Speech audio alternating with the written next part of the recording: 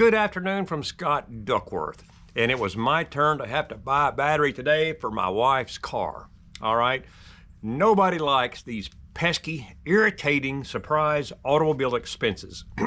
If you drive a car, it's gonna happen. And nobody likes them, and nobody likes having to shell out extra money for auto repairs. I know I don't. So I try to buy stuff that works. Now, I don't like buying the cheapest there is out there on everything. From some of the videos, if you've watched them, you see me kind of cut corners a little bit there. But when it comes to certain things, you know, I like to kind of bump up the quality a little bit, but I also don't want to overspend. So anyway, very quickly, what battery did I choose and why? I chose the NAPA Proformer. I've had very good luck with this battery here, okay? The reason I went with this, I've got one on my tractor. I've had it for about 7 years now, and it still works like it's brand new. That tractor will fire up just like that. In the dead of winter, it kind of lags a little bit there, but I do keep a trickle charger on there. So if you've got a vehicle that's setting up in the wintertime, especially the cold months of the year, keep a trickle charger on that thing or crank it every once in a while. Batteries do not like idle time, okay? They're like me. I do not like idle time. I like to keep moving, all right? So NAPA Proformer battery for a 2014 Toyota Corolla, all right?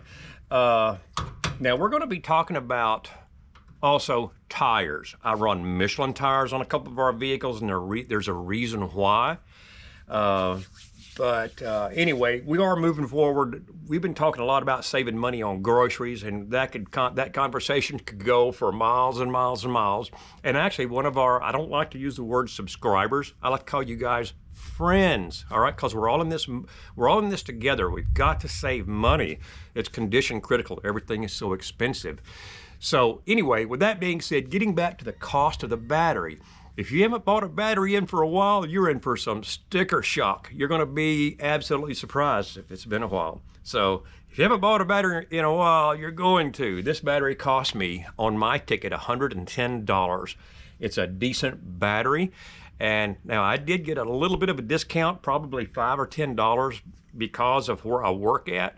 So, hey, when you go in to buy a battery or anything, or if you go into a food establishment, ask about discounts. Hey, 55 and older club, you get to get old like me, all right?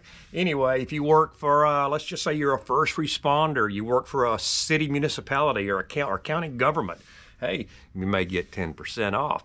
Hey, 10% off of $100 or $200, hey, not a bad little savings, right? So anyway, $110 with my discount, and that includes the sales tax and the core charge. Got $18 back on the ticket because I had the old battery with me.